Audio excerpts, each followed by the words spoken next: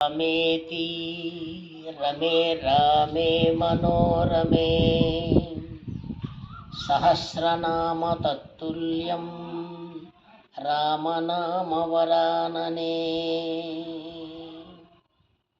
అందరికీ శ్రీరామనవమి శుభాకాంక్షలు.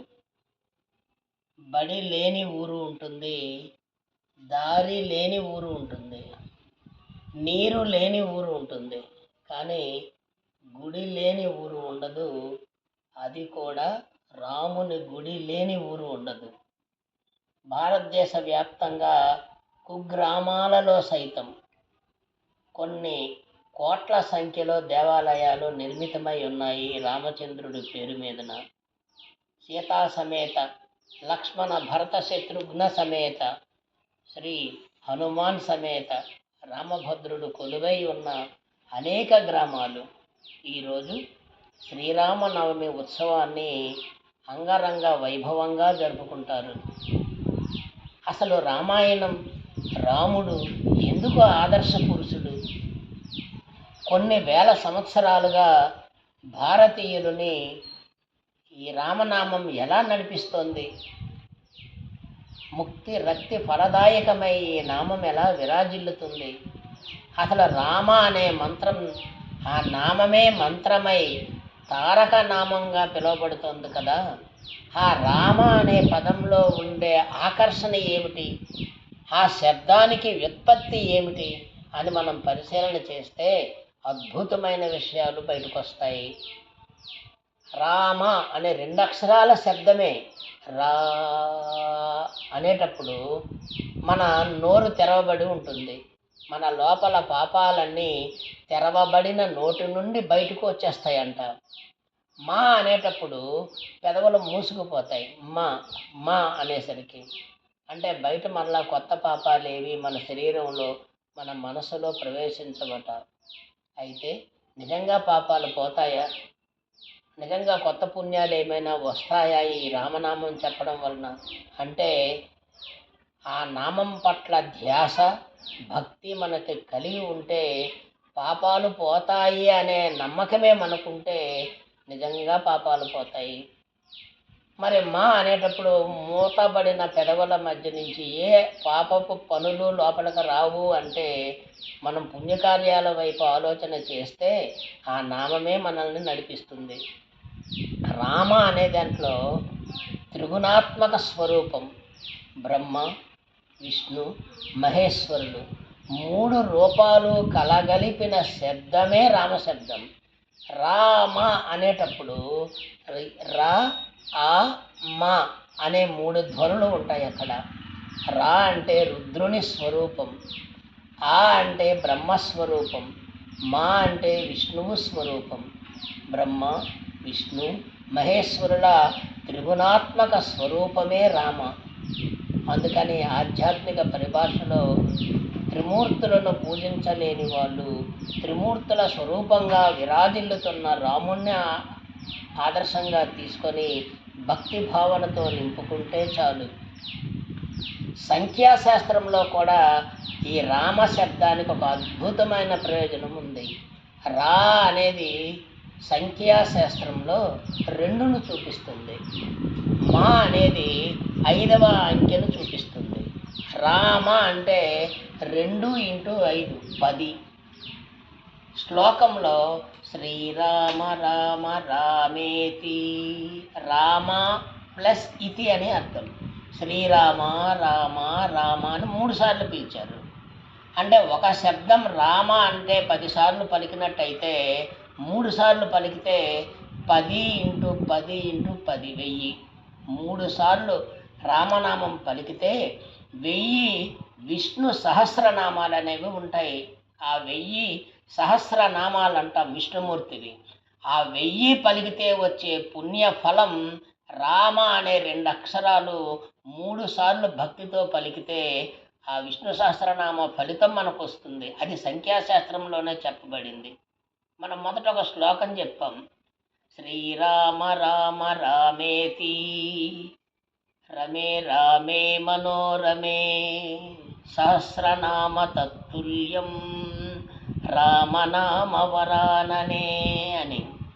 ఈ శ్లోకం సాక్షాత్తు ఈశ్వరుడు పార్వతీదేవికి చెప్పిన శ్లోకం, మంత్రమే ఇది. మంత్రం అంటే మననం చేసేవాడిని తరింపజేసేది అని అర్థం. నిరంతరం ఒక నామాన్ని మనం అదే పనిగా ధ్యాస చేస్తూ ఉంటే, ధ్యానం చేస్తూ ఉంటే ఆ నామమే మనల్ని ముందుకు నడిపిస్తుంది, అది మంత్రం అవుతుంది.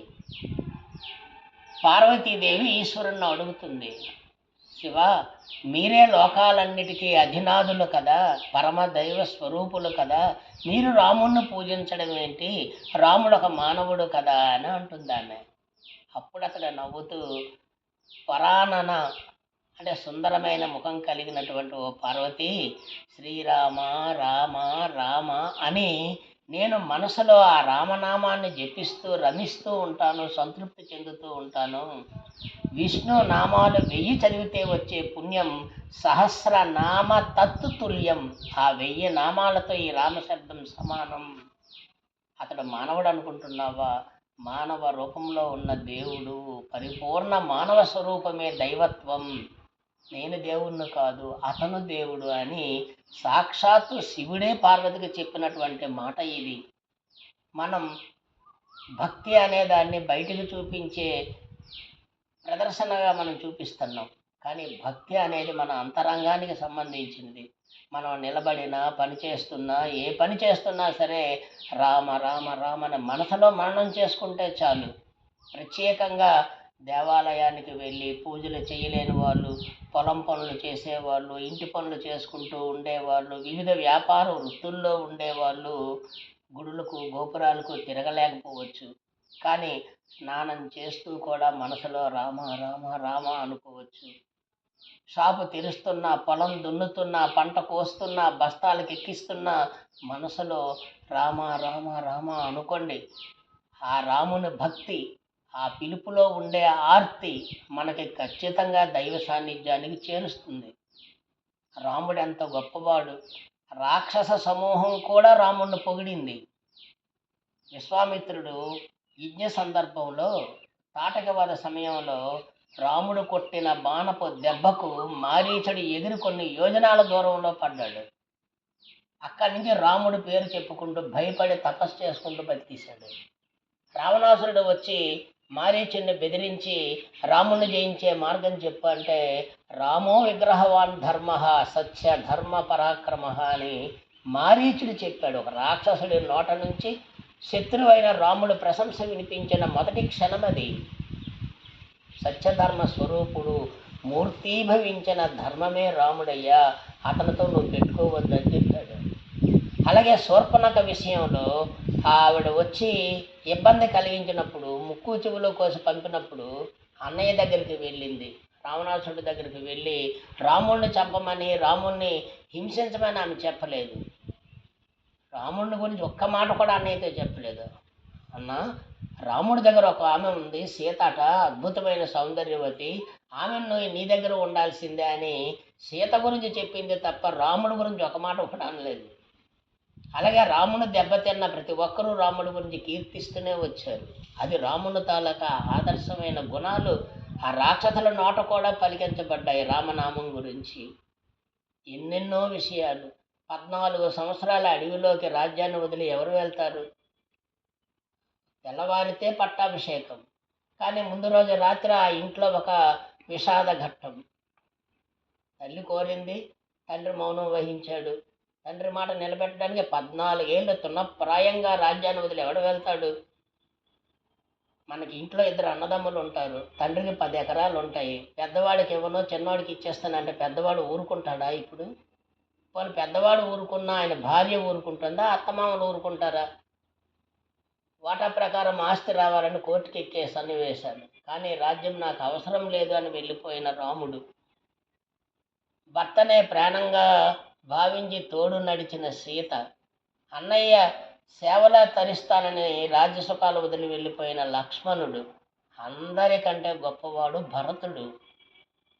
తన ప్రమేయం లేదు రాజ్యం కావాలని, కానీ అమ్మ కోరింది, వచ్చాడు. తండ్రి చనిపోయాడు, అన్నయ్య దూరం అయిపోయాడు, విలవిల ఏడ్చాడు. చివరికి రాముడి దగ్గరికి వెళ్ళి బతిమలాడుకున్నాడు, అన్నయ్య నువ్వు వెనక్కి వచ్చేయి, పట్టాభిషేకం చేసుకోవాలంటే నాన్నగారు లేకపోయినా సరే నాన్నకి ఇచ్చిన మాట ఉంది కదా, నేను 14 ఏళ్ళ తరువాతే వస్తాను, నా తరపున నువ్వు రాజ్యం చేయి తమ్ముడు అని చెప్పిన రాముడు చివరిగా రాముని పాదుకులను సింహాసనం మీద పెట్టి తాను యోగిగా కాషాయ వస్త్రాలు కట్టుకొని కటికే నేల మీదనే 14 సంవత్సరాలు నిద్రించిన భరతుడిది ఎంత గొప్ప సోదర ప్రేమ.